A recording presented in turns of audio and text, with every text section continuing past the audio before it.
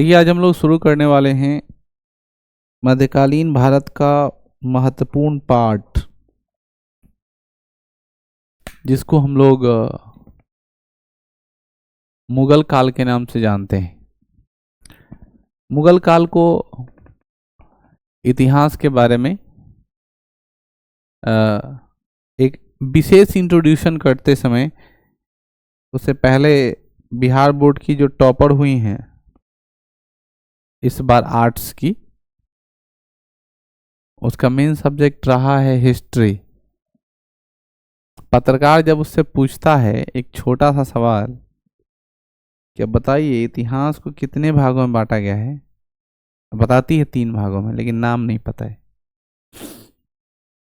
आप सबको पता है कि भारतीय इतिहास को 3 भागों में बांटा गया है, प्राचीन भारत, मध्यकालीन भारत और आधुनिक भारत।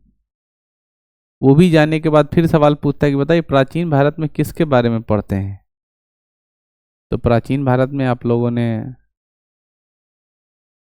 मगध साम्राज्य पढ़ा था, उससे पहले इंडियन वैली सिविलाइजेशन सिंधु घाटी सभ्यता पढ़ा था, उसे वैदिक काल पढ़ा था, ऋग वैदिक काल, उत्तर वैदिक काल, मौर्य साम्राज्य पढ़ा था। यानी जो सबसे बड़ा उस जमाने का एक क्षेत्र पड़ता था, उस क्षेत्र को हम लोग क्या कहते थे, जो पटना का प्राचीन नाम है। और ज़माने में हम लोग उस पर रहा करते थे, महाजनपद मगध। और मगध पर जितने सारे वंश आए उसको पढ़े, बौद्ध धर्म पढ़ा, जैन धर्म पढ़ा, ये सब तो प्राचीन इतिहास। फिर मध्यकालीन इतिहास में हम लोग दिल्ली सल्तनत पढ़े। दिल्ली सल्तनत के बाद उसके बाद हम लोग कुछ दक्षिणी क्षेत्र के राजाओं के बारे में पढ़ें, दक्षिण भारत का संग्राम कह सकते हैं पढ़ें, विजयनगर साम्राज्य वगैरह। फिर हम लोगों ने भक्ति आंदोलन पढ़ा। ठीक है, मोटा मोटी अगर एक लाइन में कहना है तो प्राचीन भारत में आदि मानव के बारे में पढ़ते हैं, मध्यकालीन भारत में मुगलों के बारे में पढ़ते हैं, और आधुनिक भारत में अंग्रेजों के बारे में पढ़ते हैं। यही बना हुआ एक डाटा जो शायद उस बच्ची के द्वारा नहीं बताई गई।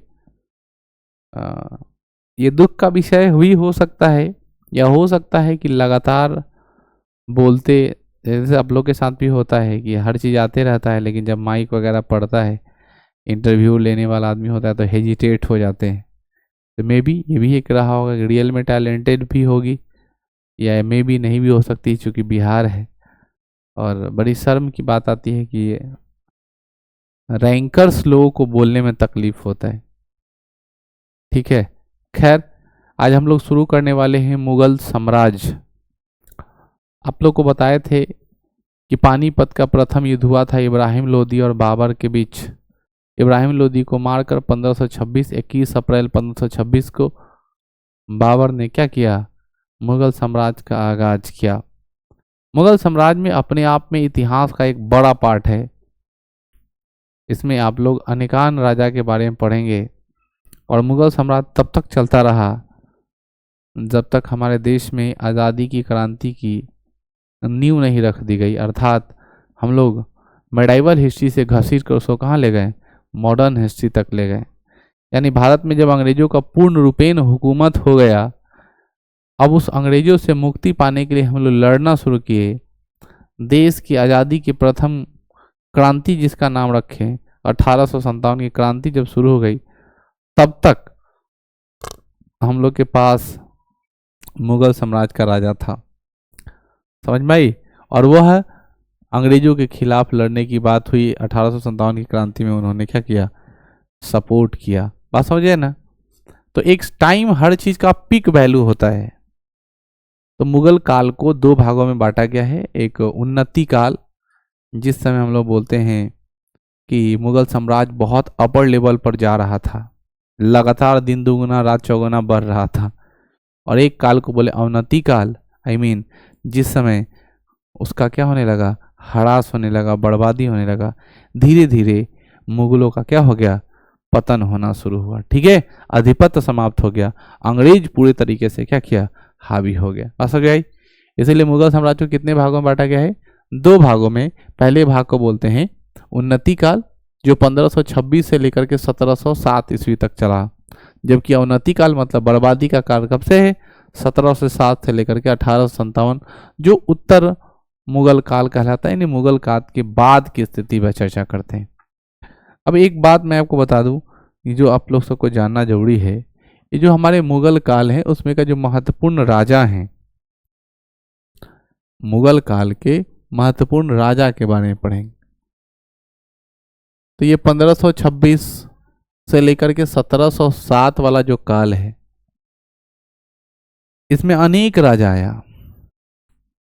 कौन कौन जानता है? एक पार्टी जिसको हम लोग बोलते हैं भाजपा। क्या बोलते हैं बुआ? भाजपा। भाजपा का स्पेलिंग क्या होता है? बोलो। बीजेपी, ये तो शॉर्ट में बोलते हैं। स्पेलिंग बोलो, लिखना हो भाजपा तो कैसे लिखेंगे? कैसे का याद है कि नहीं? बताओ। BH से J से जो, तो बी भाज और P से पा, है ना। अब इस भाजपा को भाजसा कर दो। क्या कर दो? सा कर दो। तो ये क्या होगा? SA होगा। यही है राजा। कौन सा राजा? बादशाह राजा। किसके राजा? मुगल साम्राज्य के राजा। B से बाबर, H से हुमायूं, A से J से S से A से औरंगजेब। अब ऐसा नहीं बच्चों कि इसके बाद कोई राजा नहीं हुआ, इसके बाद भी राजा हुआ, लेकिन that's they are very important to important role of the Mughal साम्राज्य।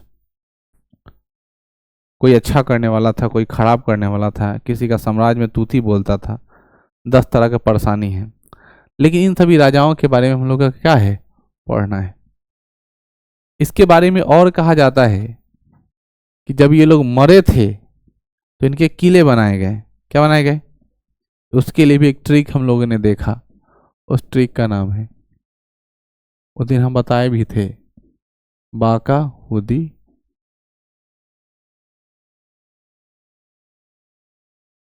जैसे बाबर को कहा? काबुल में। बाबर को कहां दफना गया? काबुल में। हुमायूं को कहां दफनाए? दिल्ली में। अकबर को कहां दफना दिए? सिकंदराबाद में। और बच्चों जहांगीर को कहां दफना दिए? लाहौर में। ठीक है। अब सोच रहे होगे सर शाहजहां को कहां दफना दिए? तो अब सबको पता है ताजमहल आगरा में है, तो उसको याद करने की कोई जरूरत नहीं है, क्योंकि वो बहुत फेमस जगह है। बाकी ई लोग का बहुत ज़्यादा परेशानी है। इसमें से ऐसे राजा हैं, ऐसे एम्पायर्स हुए जिनको दफनाने के बाद फिर से उखाड़ा गया। बाद में हम पढ़ाएंगे। इसमें ऐसे राजा बने जो क्या गया दफनाने के बाद। ठीक है। क्यों मुगलों को आक्रमणकारी कहा जाता है? तो हम लोग थोड़ा बाबर के इतिहास के बारे में जानेंगे। उससे पहले हम लोग मुगल साम्राज्य के जानकारी के बारे में पता करेंगे कि इसकी जानकारी हमें कहाँ कहाँ से मिलती है। ठीक है।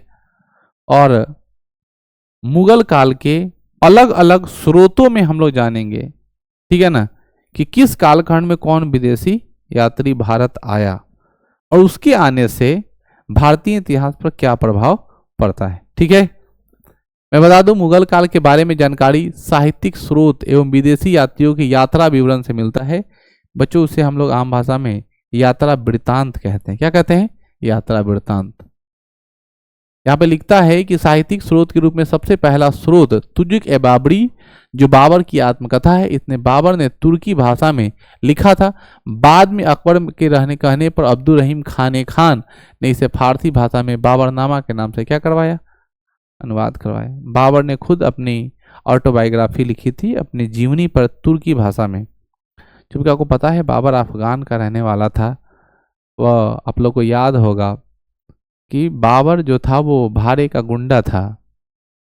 भारे का गुंडा मतलब जब दिल्ली सल्तनत की अपनाने की जब बात हो रही थी, दिल्ली सल्तनत को प्राप्त करने की बात हो रही थी, तो वहाँ के राजा जो थे वो डायरेक्ट अकेले से लड़ नहीं पा रहे थे, बार बार हार जा रहे थे। तो भारे के गुंडा की व्यवस्था की गई। तो नाम आया किसका? बाबर का। बाबर के पिता का नाम था उमर शेख मिर्जा। क्या नाम था? उमर शेख मिर्जा। बाबर का अर्थ होता है बाघ। बाबर का अर्थ क्या होता है? बाघ। समझ रहे हो?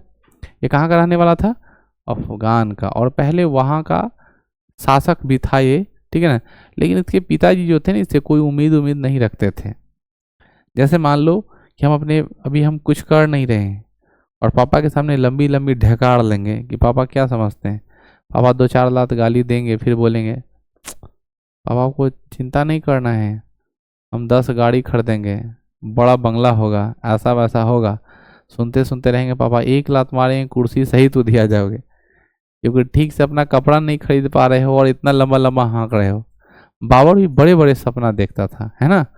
और इतने बड़े बड़े सपना देखता था कि उसके बाप को पछता नहीं था। लेकिन बाबर को एक बात की उम्मीद थी कि हम कभी ना कभी, वही ने कहा कि सबसे बड़ा मोटिवेशन आपका दिमाग है।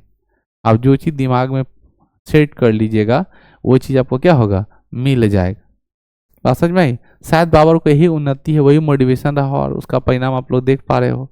देखो बाबरनामा, अर्थात बाबरनामा किसके द्वारा लिखा हुआ है? बाबर के द्वारा लिखा हुआ है। लेकिन उसको फारसी में अनुवाद किसने किया? रहीम खान खाना, जो अकबर के 9 रत्न में से एक थे। ठीक है, आगे बढ़ते हैं। श्रीमती बेबरीज ने तुर्की में लिखित तुजी के बाबरी को अंग्रेजी भाषा में अनुवाद किया है। ये नाम रखना। बेबरीज ने किसने किया है? देखो बाबर ने किस भाषा में लिखा? तुर्की भाषा में। खाने खान, रहीम खान खान जो अकबर के 9 रत्न थे, उसे कहने पर बाबरनामा लिखा। ठीक है ना। उस बाबरनामा को किस भाषा में लिखा? फारसी भाषा में। और इसको अंग्रेजी भाषा में लिखने वाले का नाम क्या है? बेबरीज। जबकि आखदीन और लीडन ने फारसी भाषा में लिखित बाबरनामा को अंग्रेजी में अनुवाद किया। देखो यहाँ पे एक क्वेश्चन बड़ी कंफ्यूजन करता है और यही में बच्चे फंसते हैं।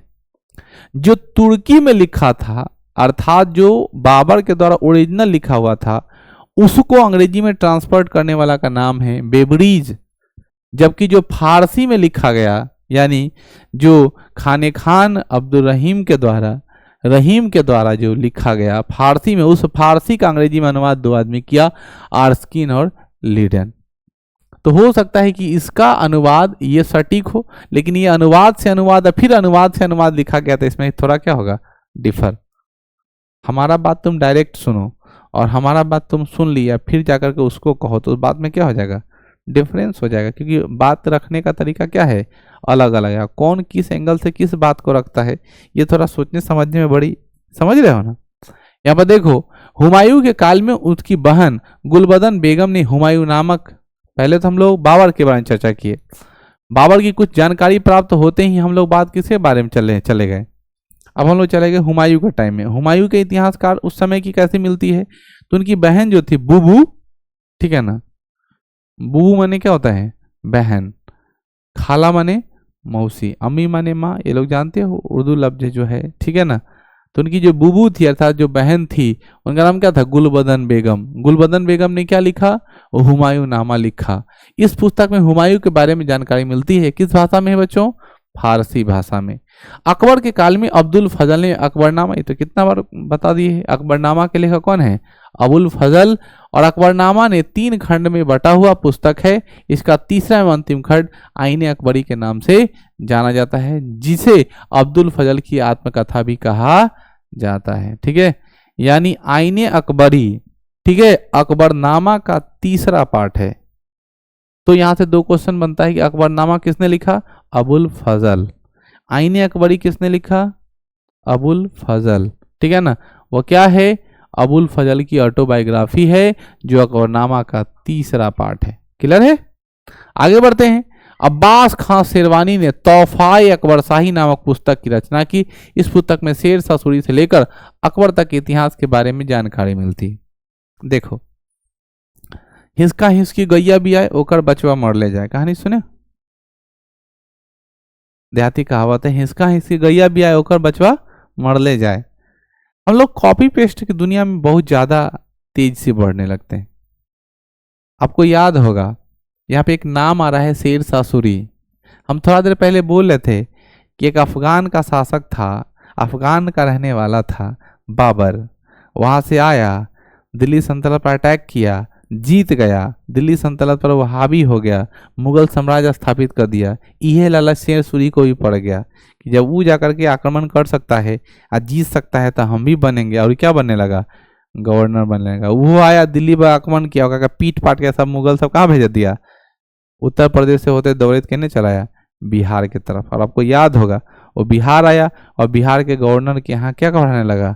कोचिंग, ट्यूशन देने लगा। और फिर बिहार का गवर्नर क्या हो गया? एक समय उसकी मृत्यु हो गई। ठीक है, उस बिहार के गवर्नर से वो विवाह कर लिया उसकी पत्नी से, और रातों रात फिर क्या बन गया? गवर्नर बन गया। ठीक है। अरे हाल फिलहाल में तुम देखते होगे, कुछ दिन पहले लड़का सा को ऑनलाइन ही गंदा गंदा वीडियो बनाने का आदत बहुत ज़्यादा चल गया था। मोबाइल ले लेके जैसे वीडियो शूट करते, सब मनी मेराज बनता था। क्योंकि समाज का मोटिवेशन बच्चा था क्या बन गया था? मनी मेराज। वो देख रहा था बहुत ज़्यादा पैसा कमा रहा है, ये कमा रहा है, हम लोग भी करेंगे तो बन जाएंगे। लेकिन अब सक्सेसफुल नहीं मिल रहा था, सब क्या किया है? छोड़ दिया। ये सब तेल बेल में नहीं रहता है, समझ गया ना? लेकिन अफगान का शासक, अफगान का रहने वाला अफगानी कौन? शेर शाह सूरी को क्या हो गया? मिल गया। क्योंकि वो कॉपी पेस्ट किया था किसका? बाबर का। लेकिन इसको सफलता मिला। और बिहार में इसका मकबरा है। शेर शाह सूरी का मकबरा कहाँ है? सासाराम में। कहाँ है? सासाराम में।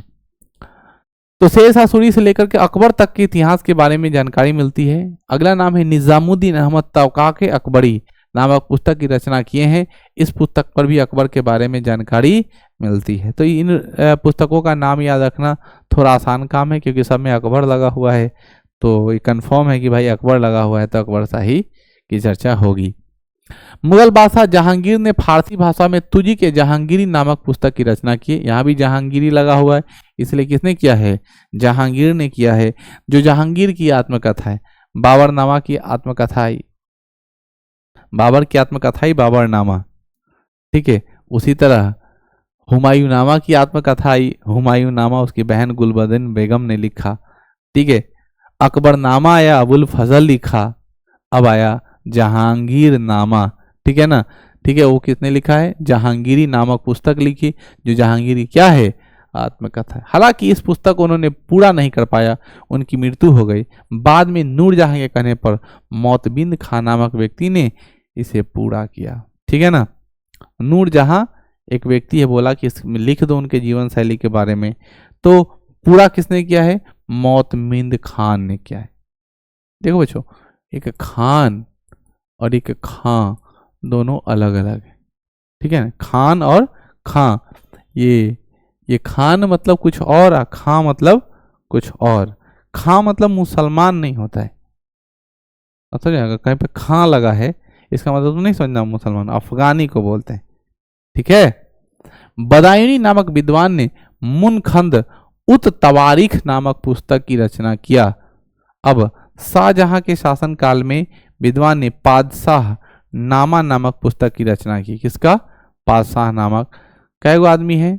नाम सुन लीजिए। पहले का नाम है मोहम्मद वारिस, दूसरे का नाम मोहम्मद अमीन कजविनी, और तीसरे नाम क्या है? अब्दुल हमीद लाहिरी। ठीक है ना? लाहौरी भी कहीं पर लिखता है। तुम लोग को पता है, तुम लोग के आसपास में एक जगह है जिसका नाम हरपुल लाहौरी है। कौन जानता है?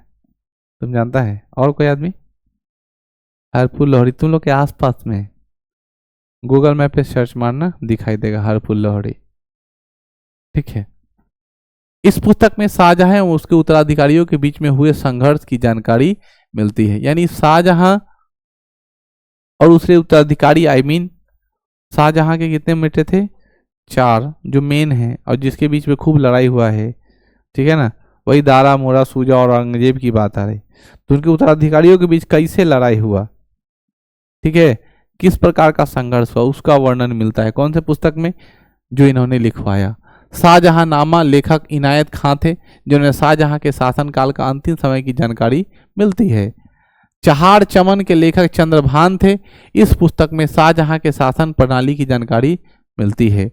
औरंगजेब के शासनकाल में कासिम सिराजी ने आलमगीर नामा नामक पुस्तक की रचना की, इस पुस्तक में औरंगजेब काल का इतिहास की जानकारी मिलती है। सबका नाम याद रखना है कि कौन सा पुस्तक किस काल में और किस प्रकार की जानकारी देता है।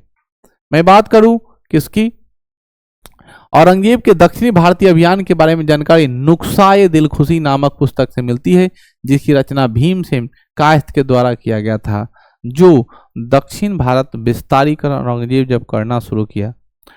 उत्तर भारत में तो सबका सेंटर रहा है, दिल्ली का आक्रमण इलाका, दिल्ली पर कोई आदमी राज करेगा तो उत्तर भारत का पार्ट है ही, मध्य भारत का पार्ट है ही, लेकिन आना कहाँ था, दक्षिण भारत की तरफ, उधर जाकर के कंट्रोल करना ये अपने में बड़ी बात थी, है ना।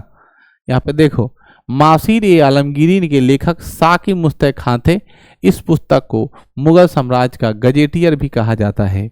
इस पुस्तक में औरंगजेब के शासनकाल के 11वें वर्ष पूरा से 20 वर्ष तक के बारे में जानकारी मिलती है। गजेटियर कहा जाता है मुगल साम्राज्य का गजेटियर। अब मुगल साम्राज्य के कुछ स्रोतों के बारे में जाना कि कहाँ कहाँ से मिलता है, बाबरनामा जाना, अकबरनामा जाना, हुमायूंनामा जाना, जहांगीर के बारे में जान रहे हो, शाहजहांनामा आया, बहुत सारे पुस्तक आए, और उन सभी पुस्तकों से थोड़ा थोड़ा इकट्ठा करते करते करते हम लोगों ने क्या किया, पूरी जानकारी प्राप्त कर ली, किसकी, मुगल साम्राज्य की। लेकिन मुगल साम्राज्य की जानकारी प्राप्त करने के साथ साथ मुगल साम्राज्य में कौन कौन विदेशी यात्री आया, तो पहली बात विदेशी यात्री का नाम आता है रॉल्फ फिंच। देखो ये फिंच का नाम है, जो लंदन से आया था। कहाँ से आया था, लंदन से। ये अकबर के शासनकाल में आए थे। इन्होंने फतेहपुर सीकरी एवं आगरा शहर को लंदन से भी बड़ा शहर बताया। रॉल्फ फिंच के साथ ही अकबर ने पहली बार गुजरात के सूरत में समुद्र का दर्शन किया। याद रखना, ध्यान से सुनो, समुद्र पहली बार, रॉल्फ फिंच के साथ ही अकबर ने पहली बार गुजरात के सूरत में समुद्र देखा था। यानी अब सवाल ये पूछता है कि अकबर ने पहली बार समुद्र कहाँ देखा है, गुजरात में, यानी वो भी अकेले नहीं देखा था, रॉल्फ फिंच के साथ देखा था। नाम अगला आता है कैप्टन हॉकिंस। यह ब्रिटिश राजा जेम्स प्रथम का राजदूत बनकर 1608 ईस्वी में जहांगीर के दरबार में व्यापारिक छूट प्राप्त करने के उद्देश्य से आया था, किंतु जहांगीर के द्वारा इन्हें किसी प्रकार का व्यापारिक छूट नहीं दिया गया। हालांकि कैप्टन हॉकिंस की योग्यता से खुश होकर जहांगीर ने इंग्लिश खान की उपाधि दिया और अपने राज दरबार में विशेष सम्मान देते हुए आगरा के निकट 400 जात मनसब प्रदान कर दिया। अर्थात जहांगीर जो है उसके शासनकाल में, वो तो अकबर के शासनकाल में, यानी ये हम लोग को पता चल गया कि बाबर और हुमायूं के शासनकाल में कोई विदेशी भारतीय नहीं आया था। तीसरे राजा जब अकबर आए तो उनके शासनकाल में, ठीक है ना, आ गया। और शासनकाल में आने के बाद रॉल्फ फिंच आया, जिसके साथ उन्होंने पहली बार समुद्र का दर्शन किया। कहाँ बच्चों, गुजरात में, ठीक है। गुजरात का कौन सा इलाका, सूरत। सूरत में कपड़े बहुत अच्छे अच्छे मिलते हैं, लोग वहाँ पे कपड़े की फैक्ट्री है, मिलें हैं, ठीक है। आज भी मजदूरों का एक हब है, कारीगरों का एक हब है, जहाँ पे रोजगार बहुत ज़्यादा मिलता है। गुजरात में जाकर के सब लोग अपने बड़े बड़े सेठ के यहाँ रह करके काम करता है, जीव का उपार्जन करता है। कैप्टन हॉकिंस किसके राज दरबार में आया, जहांगीर के शासनकाल में। वो क्यों आया था, वो अंग्रेजों का एक मोटिव लेके आया था कि हम यहाँ व्यापार कर रहे हैं, ठीक है ना। 1600 कितने में, 8 में। ईस्ट इंडिया कंपनी भारत कब आई है, 1600 ईस्वी में। ये आगे पढ़ाएंगे मॉडर्न हिस्ट्री में। ईस्ट इंडिया कंपनी आने का मतलब अंग्रेजों का पूर्णतः आगमन हो गया। तो जब वो आया उस समय मुगलों का पूरा एकदम परचम चल रहा था, तो आया क्या बन करके, इंग्लैंड की तरफ से वो ले करके आया कहने कि सुनिए ना, कुछ हमको व्यापारिक थोड़ा छूट दीजिए ताकि हम क्या कर पाए, अपने व्यापार वाणिज्य को बहुत अच्छे से स्थापित कर पाए। लेकिन जहांगीर को इसका कोई फर्क पड़ा नहीं और नहीं दिया, लेकिन उसके पर्सनल व्यवहार से उससे बहुत ज़्यादा प्रसन्न होकर के, है ना, उसे किसकी उपाधि दी गई? इंग्लिश खान की। किसकी बच्चों? इंग्लिश खान की उसको उपाधि मिल गई और उसने 400 जात का मनसब क्या कर दिया? प्रदान कर दिया। अगला नाम है sir Thomas Roe. Thomas Roe ये ब्रिटिश राजा जेम्स प्रथम का राजदूत बनकर, वो भी जेम्स प्रथम का ही राजदूत आया था। राजदूत समझते हो ना, इन्फ्लुएंसर, अर्थात हमारा इंफॉर्मेशन पहुंचाने वाले। पहले ही नहीं होता था कि डायरेक्ट मोबाइल निकाले, नंबर डाल के हाँ हेलो, ठीक है ये बात है। पहले ना राजदूत आता था। महाभारत के काल से राजदूत भेजने की ये प्रथा चली आ रही है, ठीक है। जैसे श्री कृष्ण युधिष्ठिर के राजदूत हुआ करते थे, पांडवों के राजदूत हुआ करते थे। असल में कोई भी इंफॉर्मेशन लेके जाते थे डायरेक्ट।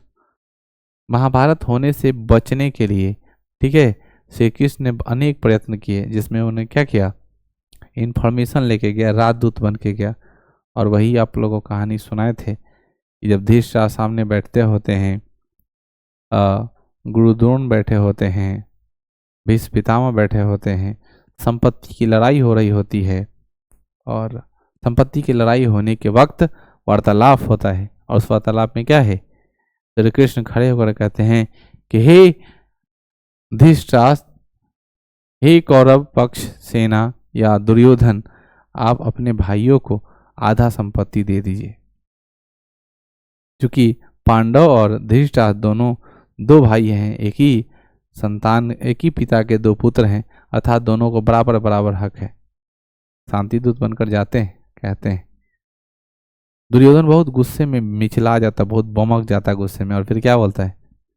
उतना बड़ा जमीन, तुमको सुई के नख बराबर भी जमीन नहीं देंगे। और फिर वार्तालाप होती है, दोनों में बहुत ज़्यादा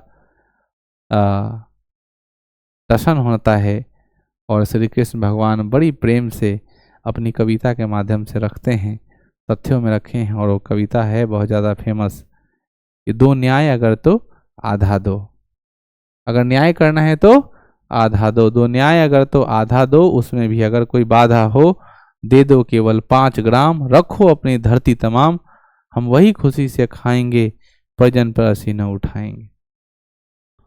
तो कृष्ण शांति दूत बनकर जाते और कहते हैं कि क्या करो, देना है तो आधा दो, न्याय करना है तो आधा दो, अगर उसमें भी अगर आपको कोई दिक्कत है, उसमें भी कोई बाधा है तो दे दे केवल 5 ग्राम, रखो अपनी धरती तमाम, हम वही खुशी से खाएंगे, आप परिजन पर नासी उठाएंगे। दुर्योधन वो भी दे न सका, अंतिम निर्णय ले न सका। दुर्योधन नहीं दिया और ना निर्णय ले सका, तो दुर्योधन वो भी दे न सका, अंतिम निर्णय ले न सका, और उल्टे हरि को बांधने चला, उल्टे हरि को बांधने चला। अब हरि मतलब भगवान को बांधने चला। तब श्री कृष्ण गुस्से में आते हैं और कहते हैं कि दुर्योधन, तुमने सुना होगा जब नाश मनुष्य पर छाता है पहले विवेक मर जाता है, ठीक है। तुम्हारा निकट है मौत, तुम्हारी बर्बादी बहुत निकट है, और तुम्हारी बर्बादी निश्चित है, क्योंकि तुम्हारा नाश छा गया है, तुम्हें कोई रोकने वाला नहीं। समझ में आ गया? तो जब नाश मनुष्य पर छाता है पहले विवेक मर जाता है। सबकी यही होती है, आपकी बर्बादी लिखा हुआ है, विवेक काम नहीं करे। तो ये तो आदि काल से लड़ाई चल रहा है, ठीक है। राजदूत वहां से चलते आ रहा है। 1608 ईस्वी में जेम्स प्रथम का फिर राजदूत बनकर आते हैं, कौन? Sir Thomas Roe. 1608 में आए थे कौन? Captain Hawkins. और 1615 में कौन बना? Sir Thomas Roe. और सर टॉमस रो जब आता है ना, तो व्यापारिक छूट प्राप्त करने के उद्देश्य से जहांगीर के दरबार में आया। पहले तो 1608 में फिर जहांगीर भगा दिया, लेकिन फिर दोबारा आया व्यापारिक छूट लेने के लिए सर टॉमस रो, और आया। और उस समय जहांगीर द्वारा कुछ व्यापारिक छूट दिया, है ना। साथ ही सूरत में स्थापित ईस्ट इंडिया कंपनी को कोठी की मान्यता मिल गई। मैं आपको बता रहा था 1600 ईस्वी में ईस्ट इंडिया कंपनी आई, कंपनी आया था, लेकिन कोठरियां खोलने की अभी कोई वार्तालाप नहीं चल रहा था। कोठरियां समझते हैं? जैसे मार्केट में गए, झोला में सामान लिए चल आए, तो हमको वहाँ का आदमी कोई रंगदार उंगदार है बाजार उजार में तो हमको थोड़े रोकेगा, कौड़ी उड़ी थोड़े वसूलेगा, क्योंकि हम झोला में सामान लिए। लेकिन हमको खरीदना है 4 ट्रक सामान, 5 ट्रक सामान, 20-20 ट्रक सामान खरीदना है, तो जाएंगे यार, लेंगे, चल देंगे कि गाड़ी रोकना होगा, सामान लोड करने में टाइम लगेगा, उसकी लेबर की व्यवस्था करनी, उसके लिए कोई जगह चाहिए ना। तो जब जहाज के माध्यम से माल आता था तो उस माल को स्टोर करने के लिए क्या चाहिए, कोठली, घर चाहिए होता था, ताकि वो क्या कर पाए, सामान को स्टोर कर पाए। तो बिना राजा के अति कला से विदेशी आदमी को कैसे मिल जाएगा, तो वही राजा करने के कारण जहांगीर ने क्या दिया, ऑर्डर दिया, और फिर बोला ठीक है तो अपना व्यापार कर सकते हो, तुम्हें क्या मिलता है, इसका एक आधिकारिक प्रमाण मिलता है। और वही व्यापारिक पार्ट जो है वो कोठरियों के रूप में क्या हो गया, तब्दील हो गया। सर टॉमस होरो ने जहांगीर के काल में होने वाले झरोखा दर्शन के बारे में चर्चा किया। ये गाना सुने हो, आँखियों के झरोखों से, सुने हो, ये झरोखा क्या है, हाँ, जब एक माथा पर एक बड़ा सा ऐसे पहना जाता है, इधर से निकाल के बहुत बड़ा, उसे क्या बोलते हैं, कौन कौन जानता है, तुम लोग तो लड़की हो, तुम लोग को पता होना चाहिए गहना के बारे में। अरे बाल पर से एक बड़ा सा तिरछा इस साइड में लगाते हैं, उसे क्या बोलते हैं, बड़ा सा रहता है, हाँ हाँ उन्हीं के लोग में, चूंकि संप्रदाय वही है इसीलिए हम बात कर रहे हैं। ठीक है, झरोखा कार्यक्रम, ठीक है, देखा उन्होंने। अगला नाम है ट्रेवनियर। यह शाहजहां के शासनकाल में आए एक फ्रांसीसी यात्री था जो पेशा से जौहरी था।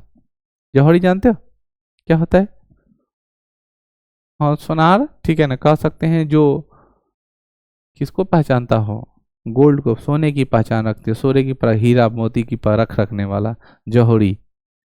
इन्होंने गोलकुंडा एवं बीजापुर के हीरे की खान के बारे में जानकारी दिया। फ्रांस का रहने वाला था, इसको पता था गोलकुंडा और बीजापुर में क्या है, हीरे की खान है, उसकी खोज में वो इधर आ गया था। लालच तो सब लोग को है। अगला नाम है वर्नियर। अगला क्या नाम है बच्चों, वर्नियर। यह शाहजहां के एवं औरंगजेब दोनों के काल में आया था। यह ब्रिटिश यात्री था जो पेशे से क्या था, डॉक्टर था, ब्रिटिश था। बर्नियर पहला विदेशी यात्री था जिसने शाहजहां के अंतिम समय में हुए उत्तराधिकारी के युद्ध को आंखें से देखा था और आंखों देखा हाल की जानकारी लिया था। मतलब उसका बेटा था जो लड़ रहा था, औरंगजेब शाहजहां को घोड़ा में बांध के घिसिया रहा था, उसको अपनी आंखों से देखा था, वो सुन के नहीं लिखा था। ठीक है, अगला नाम है मनुची। यह भी अंग्रेजी यात्री थे, औरंगजेब के शासनकाल में आए, जो पेशा से तोपची थे। तोपची समझते हो, पहले तोप में रख के बम उड़ाने वाले को तोपची कहते थे। इन्हें अंग्रेज में अपना सेना में रख लिया था। औरंगजेब अपनी सेना में क्या किया, भर्ती कर लिया। देखा कि बहुत अच्छा तोप उड़ाता है, बड़का बड़का बम धके तुरंत उड़ाने लगता था, इसकी जरूरत है, और उसको रख लिया। अगला नाम है पियात्रा दिले वाला। यह इटली का यात्री था जो जहांगीर के शासनकाल में भारत आया। उसके बाद विदेशी यात्रियों का आवागमन थोड़ा क्या रहा, कम रहा। तो इस प्रकार हम लोगों ने आज पढ़ा कि किस तरीके से हम लोग की विधि व्यवस्था बनी हुई है। उस विधि व्यवस्था में पहला पार्ट है कौन सा, उस विधि व्यवस्था में हमारा पहला पार्ट कौन सा है, विदेशी यात्रियों का जो आत्मकथा लिखा हुआ है, विदेशी यात्रियों का जो पुस्तक लिखा हुआ है, ठीक है, या फिर विदेशी यात्रियों का जो एक्सपीरियंस है। तो एक तो स्रोत हमको मिल गया विदेशी यात्री कौन कौन आया और उससे क्या प्राप्त हुआ, और दूसरा है साहित्यिक स्रोत, मतलब जो पुस्तक है उस पुस्तक से बाबर, अकबर, जहांगीर, शाहजहां, औरंगजेब, इन लोगों के बारे में पता चलता है। अब हम लोग को पढ़ना है किसके बारे में, बाबर के बारे में। बाबर का कार्यकाल बहुत छोटा है बच्चों, लेकिन जब तक रहा तब तक वो काम कर रहा। इसके बारे में कहा जाता है वो हर साल लड़ाई लड़ता रहा। बाबर के द्वारा लड़े गए के बारे में बोला जाता है पानी पिया। तो पानी पिया मतलब पानीपत का युद्ध। खाना खाया, खाना खाया यानी खानवा का युद्ध। ठीक है, थोड़ा देर में हम लोग एक्सप्लेन करेंगे। ठीक है, पहले इसको बाद में करते हैं, पहले थोड़ा इनके बारे में जीवनी चर्चा कर लेते हैं, फिर इनके द्वारा लड़े गए युद्ध के बारे में चर्चा करेंगे। बाबर का जन्म 14 फरवरी 1483 ईस्वी को फरगना में हुआ था। इसके पिता का नाम उमर शेख मिर्जा जो तैमूर वंश के थे। इनकी माता का नाम कुतलग निगार चंगेज खां जो मंगोल के वंश थे। मतलब माए बाबू अलग अलग। अच्छा कंट्रीब्यूशन है, ठीक है। क्या पता हम लोग का जो संतान होगा वो एक ही वंशज का होगा कि नहीं, इसकी कोई गारंटी नहीं है, लेकिन हम लोग एक ही वंशज के संतान हैं, अर्थात हमारे माता पिता इंटरकास्ट मैरिज नहीं किए। लेकिन आप लोग का कोई गारंटी थोड़े है कब किसका दिमाग सनक जाए। क्यों अपने आप को पूरा सेटल कर लिए हो इन कास्ट मैरिज, ठीक है। क्या सौरभ यही सोच रखे हो? कुछ भी हो सकता है। अगर आप एक बहुत अच्छे विद्यार्थी हो और इंटरव्यू के हिसाब से हो और एक अच्छे पद के लिए इंटरव्यू दे रहे हो, तुमसे यह सवाल पूछा जाए कि आप शादी किससे कर रहे हो और तुम बोलोगे अपने माता पिता के पसंद से, तो तुमको आंसर मिलने वाला है 0 नंबर। तुम कास्टिज्म को बढ़ावा दे रहे हो। तुम बोलोगे, क्या जवाब दोगे? तुम जवाब दोगे हम सभी जाति व्यवस्था का सम्मान करते हैं। तुम्हारा जब ये होगा, और अगर हमको ऐसा लगता है कि जो हमारे लिए ठीक होगा वो किसी जाति संप्रदाय का होगा, हम शादी कर लेंगे। ऐसा ना हो कि मेरा ये छोटा वीडियो क्लिप काट करके कहीं डाल दिया जाए, ठीक है। चलिए आगे बात करते हैं। 1494 में बाबर ने मिर्जा की उपाधि धारण किया एवं अपनी दादी एहसान दौलत बेगम की सहायता से फरगना का शासक बना। बाप तो तेरे को देख नहीं चाहता था, वो जानता था ये चोट्टा कुछ करने वाला नहीं, खूब गरियाता था। लेकिन होता है ना घर में दादी बाबा, ठीक है। बार बार बोलता हूँ कि अगर आपके पास दादी बाबा जिंदा हैं तो आपके पास एक विशेष पावर है। पोता है तब ज़्यादा सपोर्ट मिलेगा, पोती है तो उतना नहीं, ठीक है। तो अगर आपकी मम्मी आपको खूब लाते लाते मार रही हो, ठीक है, और आप आराम से पापा मार रहे हो और आप आराम से दादी के पास चले जाओ, Z+ सिक्योरिटी में हो, तो दिन नहीं है पिताजी को पीट देने का। अगर पिताजी पीटना शुरू किए तो पिताजी का इज्जत भी नहीं बचेगा, क्योंकि दादी बहुत खतरनाक वर्ड बोलेगी। क्या लड़का में तो तू अपने कुत्ता रले, अब बड़का चल है सुधारे लड़का के, तो मुंह बन जाएगा पापा का, बस साइड ले लेंगे। तो Z+ सिक्योरिटी है फरगना का शासक। तो सवाल पूछता है कि मुगल साम्राज्य का राजा बनने से पहले वो कहाँ का शासक था? फरगना का। कैसे बना? अपने दादी की सहायता से। 1507 में बाबर ने मिर्जा की उपाधि धारण का त्याग करके पारसा की उपाधि धारण कर ली और 1526 ईस्वी के बीच भारत पर वह 5 बार आक्रमण किया। समझ रहे हो? वो अपने बाप का नाम त्याग दिया, उसके बाप का सरनेम लेकर के जीना नहीं चाहता है। हालांकि मैं इसके सपोर्ट में हूँ। जरूरी नहीं कि हमारा नाम हमारे पिता के नाम से ही चले, हमारा जीवन है। हम ये नहीं कहते कि पिता का नाम सरनेम लेना गलत बात है, लेकिन हमारा जीवन है तो हमारा नाम हमारे कारण हो, तब हम सही में ज़िंदगी जी रहे हैं।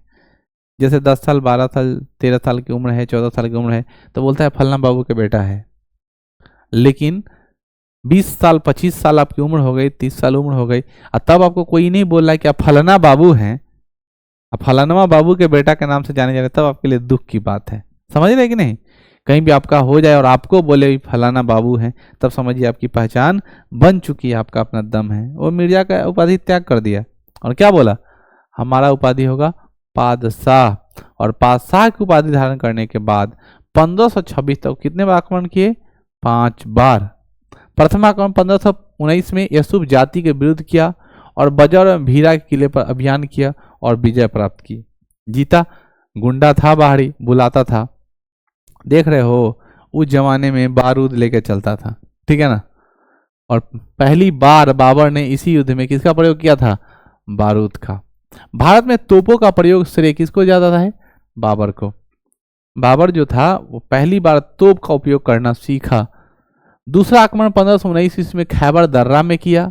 तीसरा आक्रमण 1520 में बजौर, भीरा, सियालकोट और सैयदपुर के अधिकार किया। चौथा आक्रमण 1524 में किया और पांचवा कब किया? 1526। याद आ रहा है, ये नाम बहुत फेमस है, 50 बार बोल चुके हैं। 21 अप्रैल 1526 को पानीपत का प्रथम युद्ध में बाबर ने लोदी वंश को अंतिम शासक इब्राहिम लोदी को पराजित करके दिल्ली सल्तनत के स्थान पर एक नया वंश मुगल वंश की क्या कर दी? स्थापना कर दी। इस प्रकार दिल्ली सल्तनत क्या हो जाता है? समाप्त। अब कौन वंश आ गया? मुगल वंश। मुगल वंश के राजा के नाम के बारे में आपको बताया, क्या याद रखना है? भाजसा। क्या याद रखना है? भाजसा। यहाँ पे क्या है? बाबर ने इस युद्ध में मध्य एशिया युद्ध प्रणाली यानी तुलगमा युद्ध प्रणाली, कौन सा? तुलगमा युद्ध प्रणाली का प्रयोग किया। इस युद्ध में पति को पहली बार पूर्णतः सफलतापूर्ण युद्ध होता है। तुलगमा क्या होता है? देखो, ट्रायंगल वे में जब कोई आदमी चलना शुरू करता है तीर के भांति, ठीक है ना, दब दब के, गुरु गुरु के, जैसे युद्ध होता है ना, जैसे मान लो हम किसी से लड़ने जा रहे हैं, वैसे ऐसे करने, आओ फड़ियाल ले, ऐसे ऐसे करने लगेंगे, तो तुम ऐसे ऐसे हाथ शर्ट सरियाते रहोगे तो होने से आएगा, भाला घोंपेगा, दांत चियार दोगे। लेकिन तुम बच बच के साइड होके जा रहे हो ट्रायंगल फेज में, ठीक है ना, यानी दिमाग लगा के युद्ध लड़ रहे हो। इस युद्ध के जीत की खुशी में बाबर ने अपने सभी सहयोगियों को एक एक चांदी के सिक्के उपलब्ध करवाया। इसी दौर में बाबर ने हुमायूं को कोहिनूर हीरा क्या किया था? भेंट किया था, यानी अपने बेटे को कोहिनूर का हीरा क्या किया? भेंट किया। बाबर के दानी प्रवृत्ति का उन्हें कलंदर के नाम से भी जाना जाता है। हम लोग घर में जब लगातार कोई चीज भकोसने लगते हैं, खाने लगते हैं, ठीक है ना, कुछ सामान रहने नहीं देते हैं, तो हम लोगों को कहता है कलंदर है ये, यानी हम लोग अपने सामान को ठीक से रहने, एकदम बाबर दानी प्रवृत्ति का था, जो है सब खत्म लो, इसीलिए उसे क्या कहा गया है? कलंदर।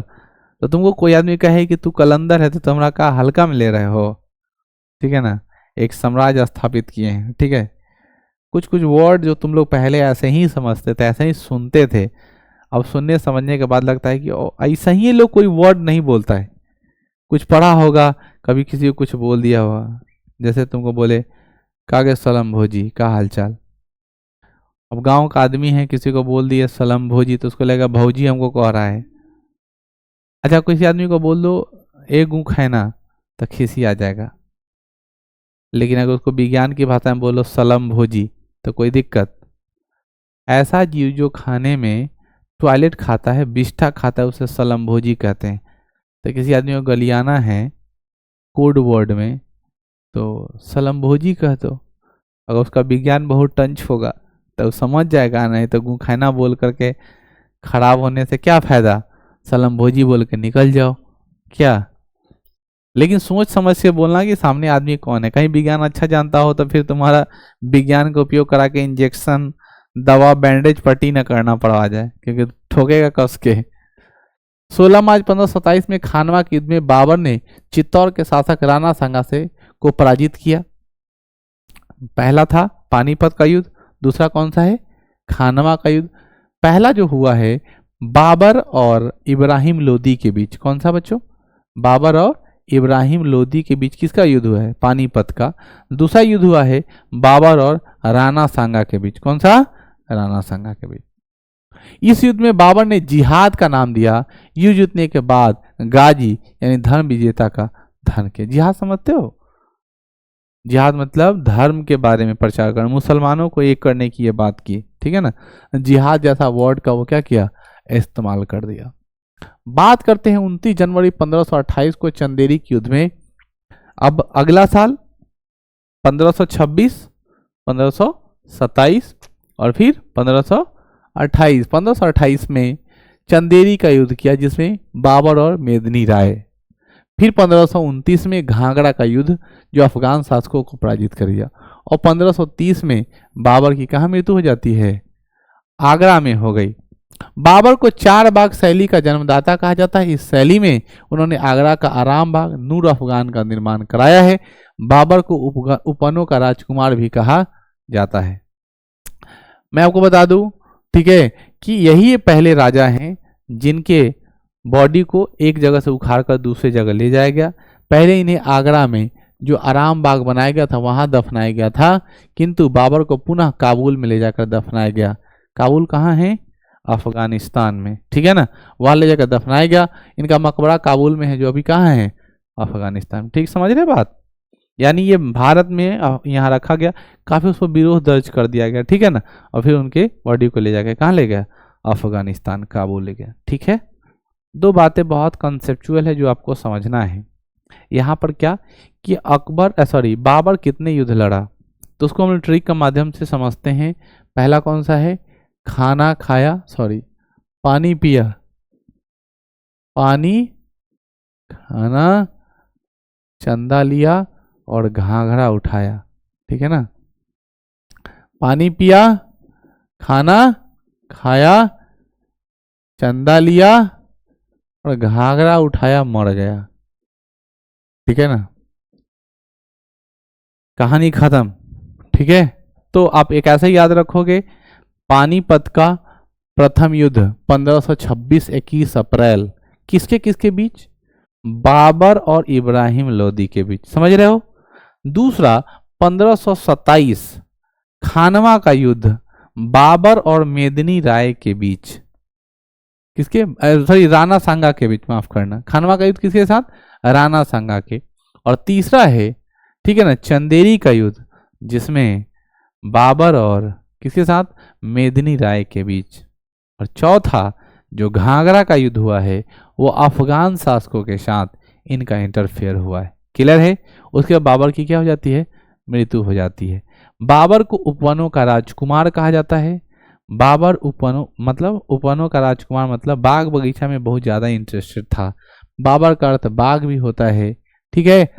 केवल मुगल बादशाह बाबर, जहांगीर और बहादुर शाह द्वितीय यानी जफर का मकबरा वर्तमान भारतीय क्षेत्र के बाहर स्थित है, ठीक है।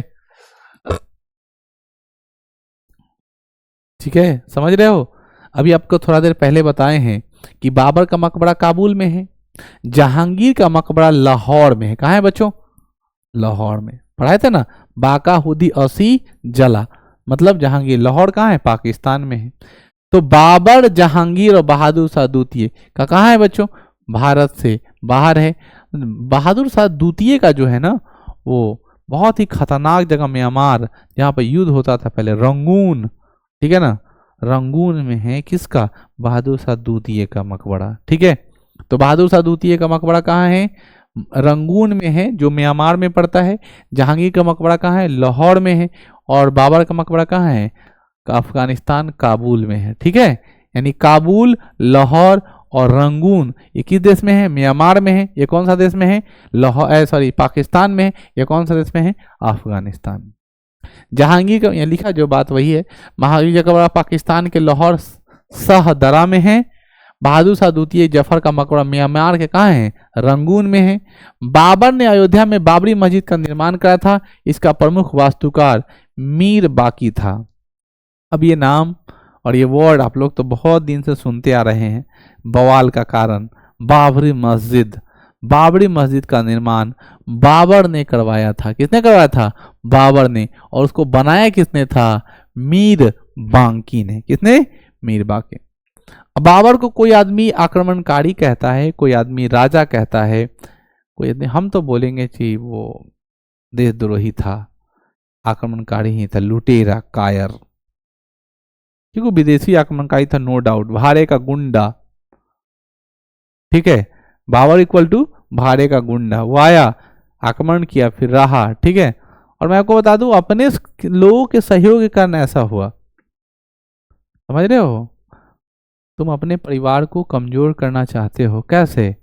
तुम्हारे भाई से झगड़ा हो रहा है, तुम 2-3 आदमी को इकट्ठा कर ले, अपने भाई को पिटवा रहे हो। तो जो पीटने गया था तुम्हारे भाई को तो अच्छे से पीटा ही, लेकिन उसको पता चल गया कि अब जिसके पक्ष से हम लड़ने हैं वो भी कमजोर है, इसको भी गोड़ हाथ तोड़ के इसका सब हथिया लेते हैं। उसकी तरफ फायदा कौन उठाया? बाबर, ठीक है ना। इसीलिए आप सोच समझ कर किसी थर्ड पार्टी को अपने घर में एंट्री दीजिए, वरना आपको बहुत भारी नुकसान का सामना करना पड़ जाएगा, ठीक है। यहाँ पे देखो, बाबर की तुलना ब्रिटिश शासक हेनरी चौथा से किया गया है। बाबर ने अपने दरबारी चित्रकार बेहदाज को पूर्व का राफेल की उपाधि धारण की है। ये वर्ड उस समय ही फेमस था, राफेल, तो विमान का नाम है, बहुत अच्छा चित्रकार बनाता था, ठीक है ना, इसीलिए उसका नाम बेहदाद था और बेहजाद को पूर्व का राफेल कहा गया है। बाबर की मृत्यु के पश्चात अगला बादशाह कौन बना? हुमायूं। 1526 से 1530 तक बाबर का कार्यकाल चला है। बाबर के बाबूजी का नाम उमर शेख मिर्जा, माँ का नाम कुतलुग निगार खानम, या आप बोल सकते हैं कुतलुग निगार चंगेज खानम, ठीक है ना।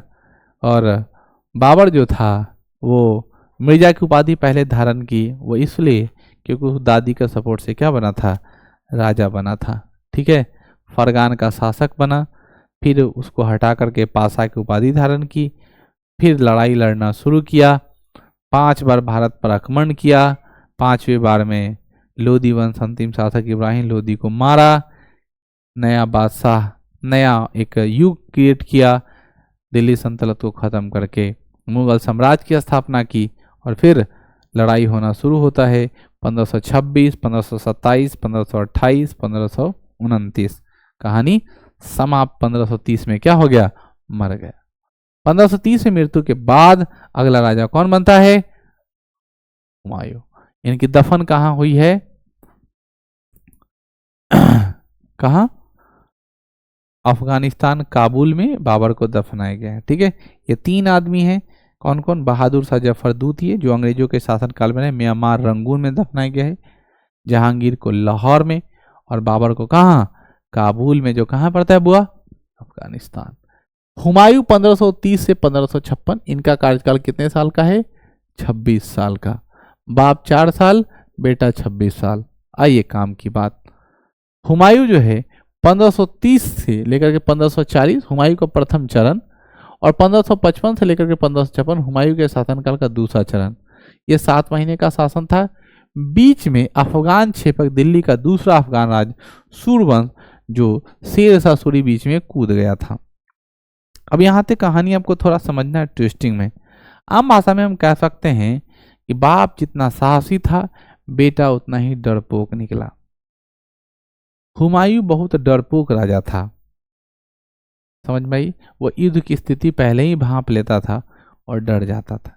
वो अपने युद्ध की स्थिति में एकमात्र हिंदू राजा, जिसका नाम था हेमू, क्या नाम था? हेमू। सवाल पूछता है, मुगल साम्राज्य में, मुसलमानों की साम्राज्य में एकमात्र हिंदू नेता का क्या नाम था?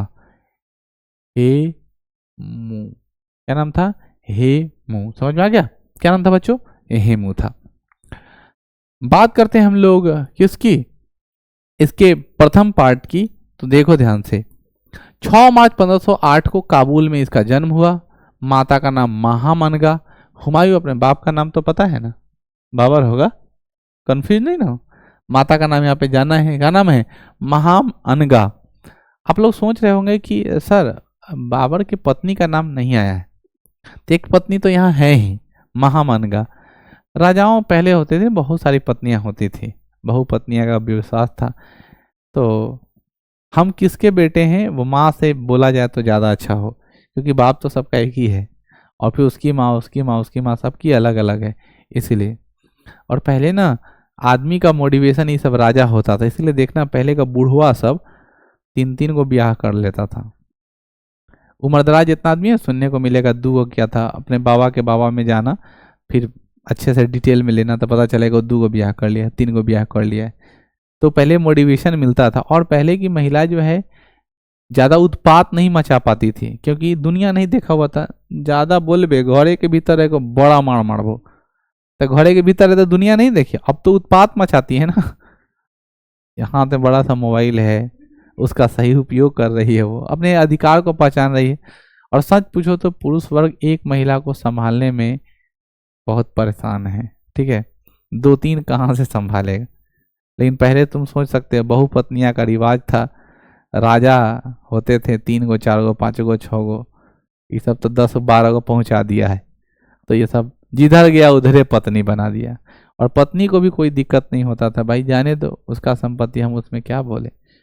लेकिन आजकल तो हमको लगता है कि एक मैसेज भी अगर देख लिया ना, उधर से ऐसे वाला गोल गोल वाला जो दिल निकलता है, तो मार के मुंह बड़का बैगन भरता बना देगी, किसका मैसेज आया था, ठीक है। हुमायूं अपने जीवन काल का पहला युद्ध पानीपत के प्रथम युद्ध में इब्राहिम लोदी के विरुद्ध लड़ा था। पहला युद्ध किसके विरुद्ध लड़ा था? इब्राहिम लोदी के विरुद्ध लड़ा था। हुमायूं के राजनीतिक जीवन की शुरुआत इसी युद्ध की माना जाता है। हुमायूं ने अपने जीवन काल में कई युद्ध लड़े। प्रारंभिक दौर में उन्होंने काफी सफलता मिली, किंतु बाद में इन्हें क्या होने लगा? पराजित होने लगा।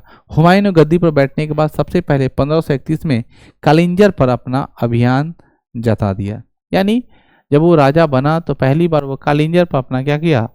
अधिकार को बनाया। हुमायूं को हम लोग यहीं पे स्टॉप करते हैं। हुमायूं का कार्यकाल थोड़ा लंबा है, उसके द्वारा किए गए कुछ वार्तालाप को हम लोग डीप में करेंगे। अब लोग ना बाबर के बारे में कुछ लिख करके ले आइएगा एक्स्ट्रा नॉलेज में, ठीक है। बाबर कौन था, बाबर के बारे में क्या आप बता सकते हैं, ठीक है। कल आप लोग की प्रेडिक्शन क्लास रहेगी ऑन बाबर, ठीक है। अच्छे से इन्वेंट करके जानकारी लेकर के कुछ खिस्सा कहानी बना करके तैयार करके ले आइएगा, ठीक है। Thank you. चलिए